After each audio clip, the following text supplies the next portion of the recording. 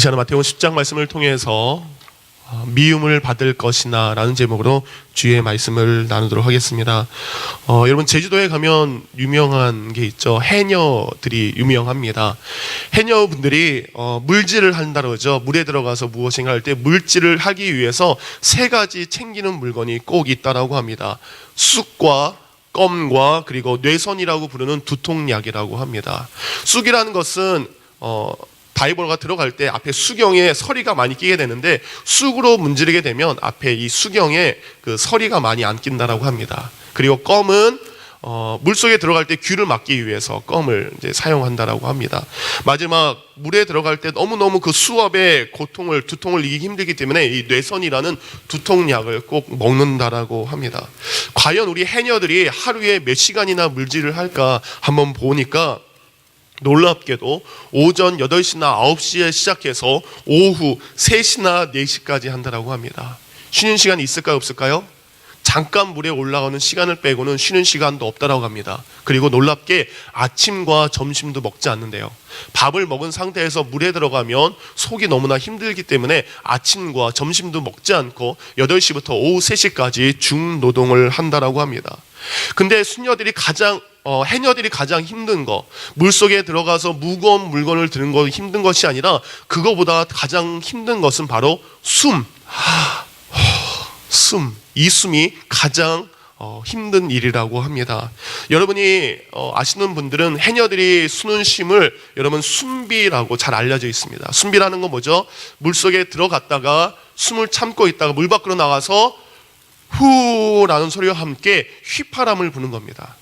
그래서 물 밖에 나온 해녀들은 몸속에 있는 모든 질소를 빼내기 위해서 휘파람을 붑니다. 그래서 이 숨비 소리는 해녀가 내가 살아있다라는 소리, 그리고 내가 물건을 꺼내서 올라왔다는 신호의 사인이기도 합니다. 살아있다는 소리의 기쁨의 소리지만 이 숨비 소리와 전혀 다른 의미를 가지고 있는 또 하나의 숨이 있다라고 합니다. 그것은 바로 살아있는 기쁨의 숨인 숨비와 전혀 다른 죽음의 숨이라고 합니다. 그것은 바로 물숨이라는 것입니다. 이 물숨이라는 것은 사람이 숨을 쉬는 것이 아니라 바다가 숨을 쉬는 사람을 잡아삼킨다라는 의미에서 물숨이라고 합니다. 평생 물질을 한 해녀들도 이 물숨 때문에 1년에 몇 명씩 죽는 이들이 있다라고 합니다. 죽는 줄 알고 있는 쉼, 물숨, 그리고 해녀들에게 치명적인 목숨을 앗아갈 수밖에 없는 이 유혹과도 같은 물숨. 이 물숨은 뭐냐면 해녀들이 숨을 들이신 다음에 물속에 들어가요. 그리고 여러 가지 해삼, 멍게, 전복들을 캐고 나오려 하는 그 순간 저쪽에 좋은 물건이 보이는 거예요. 너무나 싱싱해 보이는 해삼이 있습니다.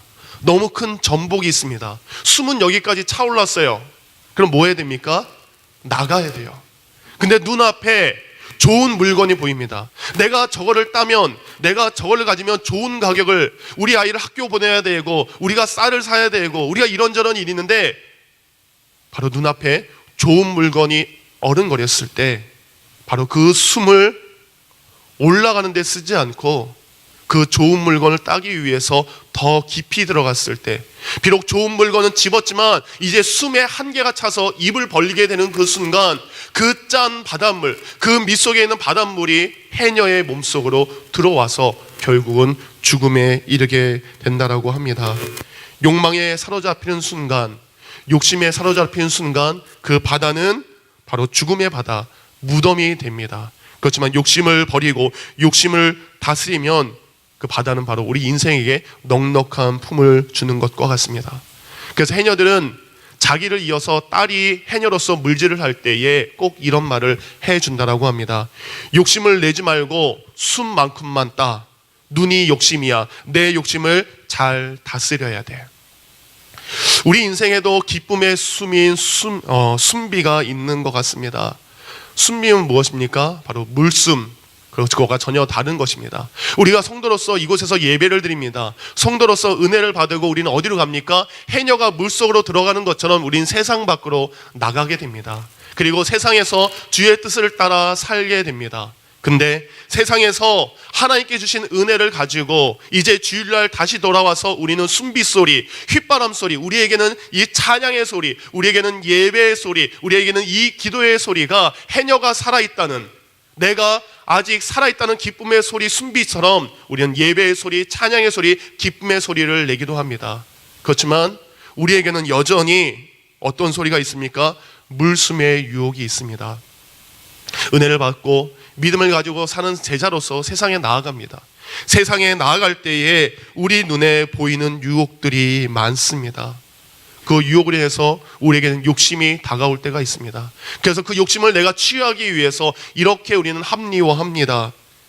괜찮겠지, 별일 없겠지, 문제 없겠지. 마치 해녀가 내가 조금만 더 들어가도 별일 없겠지, 문제 없겠지, 괜찮겠지 라고 물숨의 유혹을 이기지 못하고 들어가는 것처럼 우리는 우리의 삶 가운데에 좋아 보이는 물건, 보암직하고 지혜롭게 하고 그리고 탐나는 그 물건 앞에 우리의 손을 내밀고 있다면 우리는 저 위로 올라가서 숨을 쉬어야 되는 그곳에서부터 점점 하나님께로부터 멀어져서 세상에 숨을 쉬는, 그래서 결국은 영적인 죽음을 맛볼 수 없는 유혹이 바로 우리 성도들에게 있다는 겁니다. 지난 한 주간 여러분은 어떠한 숨을 쉬셨습니까?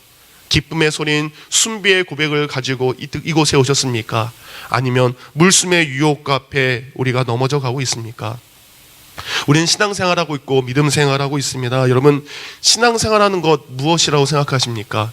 제자의 삶이 무엇이라고 여러분은 생각하십니까?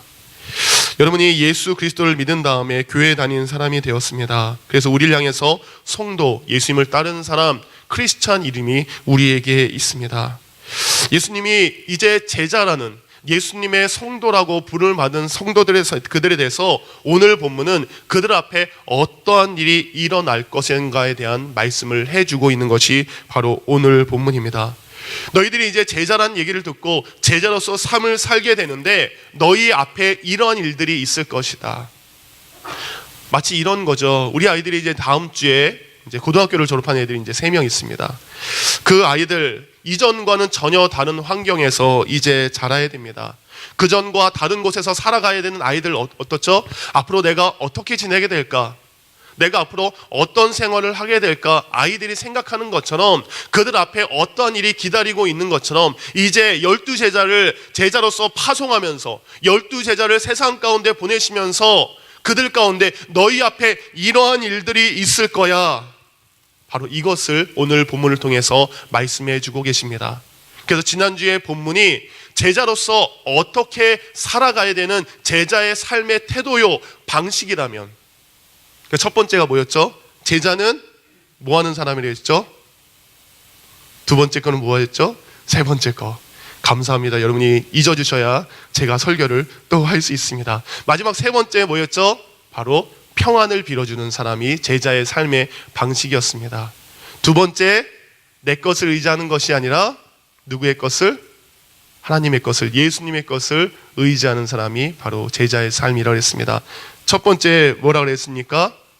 잃어버린 자, 내 옆에 있는 예루살렘, 내 가장 가까이 있는 사람을 주님께로 인도하는 삶에 대한 방식이 지난주에 설교라면 오늘 말씀은 이제 제자로서 살아가는 그들 앞에 어떠한 일이 있을지 미리 그들에게 가르쳐줘서 준비해라.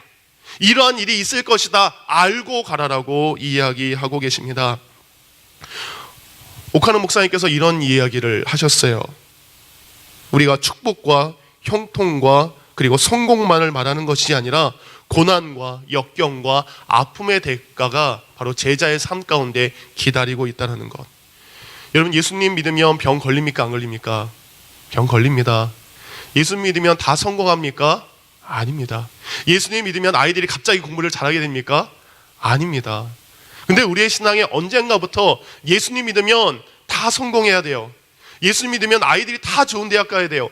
예수님 믿으면 내 사업이 다 잘 돼야 돼요. 예수님 믿으면 우리 건강해야 돼요. 그래서 설교할 때 여러분, 예수님 믿으면 좋은 일만 있을 것입니다. 행복의 청사진만 쫙 깔아놓을 때가 있다는 거죠. 그렇지만 예수님은 그렇지 않습니다. 오늘 설교의 본문의 말씀의 첫 번째, 보라, 보아라. 그런 현실, 좋은 것만이 기다리고 있지 않다는 것을 우리에게 말씀해 주고 계십니다. 그래서 지난주에 성경 본문을 보면 예수님께서 대부분 삶의 태도였기 때문에 명령형, 지시형을 가르치고 있어요. 곧 어디로 가라, 거저주라, 가지지 말라, 거기 머물라, 평안을 빌라. 이것이 지난주에 예수님께서 주셨던 주로 말씀이라면, 오늘 본문 17절에 보면 넘겨주겠고 채찍질 하리라, 끌려가리니 되게 하려 함이라, 얻으리라 오리라. 곧 앞으로 있어야 될 일들에 대해서 주님께서는 말씀하십니다. 근데 어떠한 일들이 있게 됩니까? 제자의 삶을 살아갈 때에 닥쳐질 고난과 아픔과 미움이 있다는 것을 우리에게 말씀해 주고 계십니다. 오늘 저는 여러분 가운데 세 가지로 제자로 살아갈 때에 우리 앞에 있어야 되는 일들이, 어떠한 일들이 있는지 세 가지로 말씀을 드리기를 원합니다. 첫 번째, 우리가 제자로 살아갈 때 방금 말씀드린 대로 고난이 있음을 예수님은 말씀해 주셨습니다. 우리는 신앙생활과 세상생활을 구분 지을 때가 있습니다. 교회 안에서의 말씀과 교회 밖에서의 말씀을 구분져요. 그래서 교회 생활에서의 원칙을, 우리가 믿음 생활의 가치관을 세상 밖으로 끌어가고 있지 않습니다. 교회에서는 교회의 생활, 교회에서는 교회에서의 가치관, 세상에서는 세상에서의 가치관을 우리에게 말씀해 주시지만 예수님은 아닙니다. 예수님은 이상주의자도 아니요, 예수님은 무엇인가 이 현실 세계를 모르는 분이 아닙니다. 보라, 너희가 가야 될 세상이 어떤 세상인지 예수님은 정확히 말씀해 주셨습니다. 16절, 보라, 내가 너희를 보냄이 양을 이리 가운데 보냄과 같도다. 그러므로 너희는 뱀같이 지혜롭고 비둘기같이 순결하라. 사람들을 삼가라. 그들이 너희를 공에 넘겨주겠고 그들의 회당에서 채찍질하리라. 또 너희가 나로 말미암아 총독들과 임금 앞에 끌려가리니. 예수님의 제자로 살게 되는 것, 예수님의 제자로서 이 세상을 할 때 바로 그 예수님을 미워하는 사람들 때문에, 예수님을 받아들이지 못하는 사람들 때문에 예수님의 제자로 살아가는 사람들이 채찍질을 맞게 될 것이고 미움을 당하게 될 것이고 고통을 당하게 될 것을 예수님은 정확히 아셨습니다. 예수님을 미워하는 사람들이 누구였습니까? 유대인들, 종교 지도자들, 그리고 민족의 리더들은 예수님을 거부했고 예수님을 알지 못했습니다. 그래서 예수님을 미워하는 그 민족의 지도자들, 바리새파 사람들, 사두개파 사람들, 대제사장, 서기관들, 그 사람들이 너희들을 채찍질하고 공회에 넘겨주고 옥에 가두게 될 것이다. 예수님은 그 현실을 정확히 알고 말씀해 주셨습니다. 믿음으로 가지고 살아갈 때에 어떤 일들을 세상에 겪게 되는지 정확히 말씀해 주셨습니다. 이 얘기는 이거죠. 예수님이 복음을 전할 때에 예수님의 인기는 올라가기 시작합니다. 많은 사람이 예수님을 따르기 시작합니다. 그래서 지금은 하면 여당 사람들도 예수님을 미워하기 시작해요. 야당 사람들도 예수님을 미워하기 시작하는 겁니다. 청와대에서도 예수님 미워하는 거예요. 그 인기가 너무 올라가서 새로운 정치 세력이 될 수 있기 때문에 나를 따르지 않고 혹시 쿠데타라도, 혹시 반역이라도 일으켜서 또 하나의 나의 기득권을 빼앗아가는 것이 아닌가. 그들은 예수님을 두려워했고 그들은 예수님을 죽이려고 했고 그들은 예수님이 그들 가운데 서지 못하도록 방해하는 일들이 있다는 것을 예수님은 정확히 아셨다는 겁니다. 그럼에도 불구하고 내가 이리 가운데 양된 너희를 보냄에도 불구하고 너희는 그곳을 향해서 가야 된다라고 우리에게 말씀해 주고 계십니다. 괜찮을 거야, 아무 문제 없을 거야, 이런 말씀을 하시는 것이 아니라 그들 앞에 고난이 있음을 말씀하고 계십니다. 우리가 신앙생활 한다는 것은 바로 이런 고난이 있음을 의미하고 있습니다. 예수님을 믿는다는 것은 우리의 땀과 눈물과 시간과 우리의 가진 것을 주님 앞에 드리는 것을 의미합니다. 여러분, 예전에 일요일, 썬데이, 나를 위한 시간이었습니다. 썬데이 교회 오지 않을 때 나만을 위해서 하루 종일 보내야 되는 시간, 이제 나는 나의 시간을 헌신하여 나의 시간을 구별하여 주님 앞에 올려드리게 됩니다. 예전에는 내가 번 돈 다 누구 돈이죠? 내 돈이죠. In my pocket. 근데 교회 다닌 다음부터 신앙생활부터 내 돈이 아니라고 자꾸 교회에서 얘기합니다. 여러분, 하나님께서 주셨습니다. 하나님의 돈이기 때문에 헌금해야 됩니다. 물질에 대한 희생도 따르게 됩니다. 지난주 저희 교회 대청소했죠. 우리 남자분들 집에서 설거지 도와주시고 청소 도와주시나요? 집에서도 내가 설거지를 안 하고 대청소를 안 하는데 교회에 다닌다는 이유만으로 남아서 구석구석 그 땡볕에 고생하셔야 됐어요. 우리 여자분들도 여기서 주로 다 일하시는 분들이기 때문에 집에도 설거지가 쌓여있고 집에 찬장을 들여보고 냉장고를 들여다보면 정리할 게 어마어마하게 많은데 저 작은 주방에 들어가셔가지고 바글바글 너무너무 고생을 하셨습니다. 하기 싫고 어려운 일들이 바로 우리에게 희생을 요구할 수도 있습니다. 근데 그것이 바로 제자들 가운데 있는 삶이라고 우리에게 이야기하고 계십니다. 근데 예수님을 믿는 것 때문에 당하는 고난, 아픔, 힘든 것, 그것이 그것으로 끝나지 않는다는 것을 성경은 우리에게 이야기하고 있습니다. 고난이 아무 유익이 없는 것이 아니라 유익이 있다라고 말씀하십니다. 18절 하반절입니다. 또 너희가 나로 말미암아 총독들과 임금들 앞에 끌려가리니 이는 그들과 이방인들에게 무엇이 되게 하려 함이라? 증거가 되게 하려 함이라. 내가 예수님 믿는 것 때문에 채찍 맞았습니다. 예수님 믿는 것 때문에 지금 감옥에 갔습니다. 예수님 믿는 것 때문에 내가 시간을 희생하고 내 물질을 희생하고 내 삶의 것을 주님 앞에 올려드리는 희생이 있습니다. 근데 그 고난, 그 희생이 다른 누군가에게 예수 그리스도를 인도할 수 있는 바로 복음의 증거가 된다는 것입니다.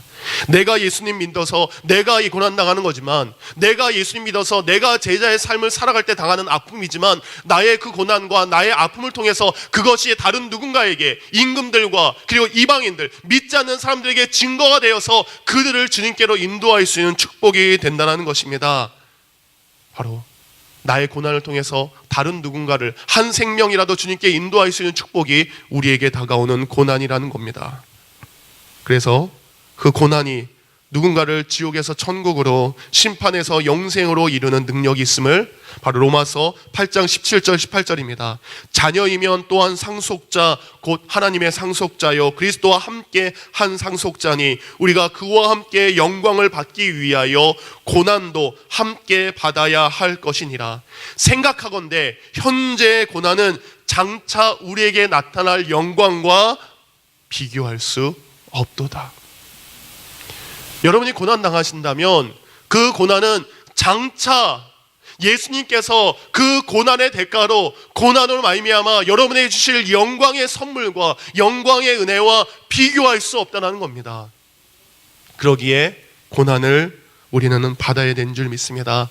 고난이 고난에 그치는 것이 아니라 고난은 반드시 영광으로 바뀌게 됩니다. 예수님의 제자로서 내가 고난을 많이 받는다면 그 고난을 받은 만큼 받을 영광도 큰 줄 믿습니다. 사랑하는 성도님들, 직장에서, 일터에서, 가정에서, 교회에서, 삶의 자리에서 내가 주님을 위하여 당할 수 있는, 내가 주님을 위하여 희생할 수 있는 고난이 무엇인지 찾고 찾으시기 바랍니다. 그럴 때 여러분의 고난을 통해서 한 영혼이 주님께로, 그리고 하나님의 영광이 여러분에게 임하게 된 줄 믿습니다. 두 번째, 제자들을 보내시면서 이런 일이 있을 거라 말씀하십니다. 제자로 살면 바로 성령을 통해서 은혜를 받게 될 것이다. 우리가 신앙생활할 때 성령님에 관한 이야기를 자주 듣게 됩니다. 성령님께서는 우리가 기도할 때 기도의 능력을 주시고, 우리가 말씀을 읽을 때 깨달을 수 있는 능력을 주시고, 내가 힘들었을 때 새 힘을 주시는 능력의 성령님입니다. 그래서 우리는 성령을 사모해야 돼요. 근데 우리가 성령을 사모하는 방법을 한 가지로만 알고 있는 경우가 많습니다. 우리가 찬송가 불길 같은 성신여, 불길 같은 성신여 간구하는 우리에게 지금 강림하셔서 영광 보여줍소서 하면서 성령이 여임하사 내 영혼의 소원을 만족하게 합소서 기다리는 우리에게 불로 충만하게 하소서. 물론 이렇게 해도 성령이 임하십니다. 맞습니다. 우리가 간절하게 사모할 때 성령은 그 불의 영으로서 우리에게 임하시는 것도 맞습니다. 기도할 때에, 사모할 때에, 예수 그리스도를 믿는 순간 성령의 놀라운 은사를 체험할 수 있지만, 오늘 예수님께서는 우리가 고난을 당하는 그 순간 그 고난의 현장에 성령이 임하신다라고 우리에게 말씀하고 계십니다. 곧 고난의 현장, 나 혼자 고난을 받게 내버려 주시는 것이 아니라 고난 가운데 아픔하는 그 사람들에게 성령님을 보내주셔서 그 성령님으로 살아갈 수 있는 은혜를 주신다는 겁니다. 이제 순종해서 복음을 전해요. 근데 예수님이 말씀하신 대로 예수님을 전하는 것 때문에, 제자의 삶 때문에 채찍 맞아서 이제 감옥에 갇혔습니다. 어느 날 감옥에 갇힌 제자들, 낮에는 채찍을 맞았고 내일은 공에 넘겨준다, 곧 재판이 기다리고 있는 그날 저녁, 감옥에서 어떤 생각이 들을까요? 괜히 믿었나? 괜히 제자가 되었나? 내가 왜 이 고생을 사소하지? 내가 왜 이런 일을 지금 겪고 있지? 그런 유혹들이 분명히 제자들에게 있었을 것입니다. 내가 왜 여기서 지금 이러한 일을 당하고 있었을까? 어제 드란노 대학 12주 과정을 잘 은혜롭게 마쳤습니다. 근데 2주 전, 2, 3주 전부터 저에게 좀 불편한 마음이 있었어요. 이 불편한 마음이라고 하기보다 약간 서운한 마음, 알 수 없는 마음이 제게 있었습니다. 왜냐하면 우리 드란노 평생대학을 통해서 교회를 다니지 않는 분들, 그리고 타주에서 오신 분들, 그리고 어떤 분들이 교회를 오셔서 전도가 돼서 신앙생활을 시작하시는 분들이 계세요. 근데 우리 드란노 평생대학 누가 수고하고 계시는 거죠? 우리 열린교회에서 수고하고 있는 거고, 우리 열린교회 성도들이 되게 많아요. 많은데 우리 교회에 정착하신 분은 아직 드란노 대학을 없어요. 목회자로서 하나님, 우리 드란노 평생대학을 12주 동안 했는데 드란노 평생대학 때문에 우리 교회에 성도가 새로 오고 등록이 되면 우리 옆에서 서포트하는 성도들에게 얼마나 힘이 되겠습니까? 근데 우리 교회는 안 오고 다른 교회로 가세요. 제가 처음에 강사분들에게 이런 얘기했습니다. 여러분, 강사분들, 여러분들이 헌신하시고 여러분들이 선생님들이 수고하셔서 여러분 교회로 전도하러 가세요 라고 말은 했어요. 그리고 그렇게 내가 알고 있었어요. 근데 현실이 되니까 마음속에 알 수 없는 미묘한 서운함이 제게 존재한 저를 좀 돌아보게 되었습니다. 근데 어제 어느 한 분이 나와서 시 낭송을 하셨어요. 시 낭송을 하시면서 그 중간에 교회에 대한 감사, 그리고 수고하신 분들에 대한 감사의 내용들을 읽어가시는데 하나님께서 제 마음을 치료하셨습니다. 다른 교회 성도, 비록 우리 교회는 다니지 않지만 그분이 우리 교회를 어떻게 돼요? 칭찬하고 있는 거예요. 여러분, 오늘 헌금이 우리 교회 다니지 않는 분들이 감사한 마음으로 헌금을 내셨습니다. 이건 뭐예요? 수고하고 섬긴 열린교회에 대해서 너무너무 감사합니다 라는 그런 하나님의 위로인 줄 믿습니다. 사랑하는 성도님들, 내가 신앙생활 하다 보면은 어떤 일, 속상한 일, 괴로운 일이 분명히 있습니다. 오늘 19절, 그때 이러한 일이 있습니다. 너희를 넘겨줄 때에 어떻게 또는 무엇을 말할까 염려하지 말고 그때에 너희에게 할 말을 주시리니. 현실의 고난 앞에 두려워하고 염려하고 불안하고 있는 그 사람에게 20절, 말하는 이는 너희가 아니라 너희 속에서 말씀하시는 이 곧 너희 아버지의 성령이라. 내일 재판인데 내가 어떻게 말해야 됩니까? 내일 저 두려움의 시간이 있는데 내가 어떻게 합니까? 제가 가지고 있는 것 두려움과 걱정밖에 없습니다. 근데 예수님 말씀하십니다. 그 순간 성령이 너희에게 임하셔서 하나님의 영 성령으로 말미암아 너희가 무엇을 말해야 되는지 걱정하지 마라. 어떠한 일이 일어날 것에 대해서 내가 책임지리라라는 주의 말씀이 바로 예수님의 말씀입니다. 여러분이 예수님 때문에 고난받는 그 자리에 바로 성령님이 함께 계시고 그 성령님이 이제 내 입술 끝, 내 입술의 두려움 끝, 이제 성령이 말하게 하시고 성령이 책임지게 하시는 일들이 바로 여러분 가운데 고난도 있지만 고난의 자리에 성령이 임하시게 되는 것을 우리에게 말씀하고 계십니다. 여러분, 고난을 받으심으로 성령의 은혜를 체험하시기 바랍니다. 마지막 세 번째, 우리가 제자로 살 때 미움을 받지만 구원의 예수님을 다시 만나게 됩니다. 고난을 할 때 고난 뒤에 고난으로 끝나는 것이 아니라 내 고난의 현장에 예수님께서 찾아오시는 것입니다. 22절입니다. 또 너희가 내 이름을 말미암아 모든 사람에게 미움을 받을 것이나 끝까지 견디는 자는 구원을 얻으리라. 우리에게 구원을 주시는 분이 누구입니까? 우리의 구원자 예수님이십니다. 내가 미움을 당해요. 근데 그 뒤에 21절을 보시기 바랍니다. 장차 앞으로 누구에게 미움까지 받습니까? 형제가 형제를, 아버지가 자식을 죽는 데에 내주며 자식들이 부모를 대적하여 죽게 하리니. 예수를 믿는 것 때문에 너무나 큰 일, 나를 가장 사랑하는 그 사람들에게 미움을 받고 고난을 당하는 그 순간, 그럼에도 불구하고 끝까지 견디는 자는 구원을 얻게 되리라. 그 끝까지 견디는 자는 예수님을 만나게 되리라. 인자가 와서 그 인자 되신 예수님께서 고난의 현장 가운데 우리를 만나 준다는 겁니다. 카프만이란 한 여인이 쓴 광야의 샘이란 글에 이런 내용이 있습니다. 나는 누에고치를 관찰하고 있었다. 마침 여러 마리의 누에고치가 나비로 탈바꿈하는 중이었다. 너무도 작은 구멍을 통해 나오려고 애쓰는 그 모습을 보면서 나는 불가능하리라고 생각하고 있었다. 그런데 한 마리, 두 마리, 그토록 작은 구멍을 통해 천신만고 애쓰더니 결국은 빠져나와서 공중으로 헐헐 날아올랐다. 나는 마침 또 나오려고 애쓰는 고치를 발견하고 가위로 그 구멍을 넓게 잘라 주었다.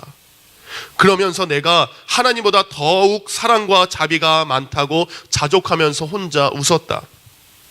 내가 넓게 열어준 구멍으로 나비는 쉽게 나왔으나 문제가 생겼다. 공중으로 솟아오르려고 몇 번이나 시도하면서도 결국 오르지 못하고 땅바닥에서만 맴돌 뿐이었다. 아차, 나는 깨달았다. 작은 구멍에서 고통하며 힘쓰며 나와서 그 몸의 영양분을 날개 끝까지 공급하게 되고 날개가 나올 심하게 마찰되면서 날아오를 만큼 강건해진다는 것을 알게 되었다. 그래서 시편 기자는 이렇게 고백하지 않았던가? 고난 당하는 것이 내게 유익이라. 이로 말미암아 내가 주의 율례를 배우게 되었나이다. 고난은 우리를 더 깊은 주의 성도가, 더 놀라운 믿음을 가진 주의 성도가 되게 됩니다. 새 찬송가 336장, 환난과 핍박 중에도 성도는 신앙 지켰네. 우리가 믿음을 지킨 그 순간, 그 끝에 누구를 만나게 됩니까? 예수님 만나게 됩니다. 내가 고난당하는 그곳에 누가 함께 하십니까? 예수님이 함께 하십니다. 우리는 언젠가 예수님 앞에 섭니다. 하나님의 심판대 앞에 섭니다. 고난과 역경을 많이 견딘 사람, 그 사람의 눈동자와 예수님의 눈동자가 서로 마주쳤을 때 비록 아무 말은 하지 못했어도 예수님, 제가 힘들었습니다, 아팠습니다, 아무 말 내가 하지 않았어도 여러분의 눈동자를 아시는, 여러분의 눈동자를 보시고 여러분의 마음을 보시는 그 주님께서 여러분에 다가오셔서 여러분을 안아주시고 여러분을 어루만져 주셨을 때에 그 예수님을 통해서 전해지는 그 위로와 그 영광이 가장 큰 줄 믿습니다. 영광이 많은 자에게는 그 위로도 클 것이요, 아픔이 많은 자에게는 그 아픔의 위로도 크게 될 줄 믿습니다. 사랑하는 성도님들, 누가 사랑하는 이들에게 고난받으라고 얘기하고 싶겠습니까? 누가 자녀들에게 너 아픔을 겪어야 되라고 말하고 싶겠습니까?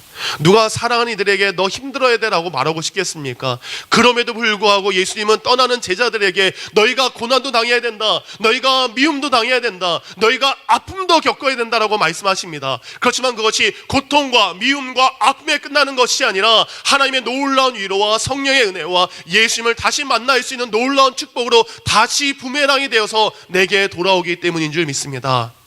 겪지 않으면, 체험하지 않으면 돌아올 상급이 없는 줄 믿습니다. 오늘 우리의 고난이 그리스도를 향한 사랑의 노래가 되길 원합니다. 오늘 그 노래를 부르시는 바로 저와 여러분 되기를 우리 주 예수님의 이름으로 축원합니다. 기도하겠습니다.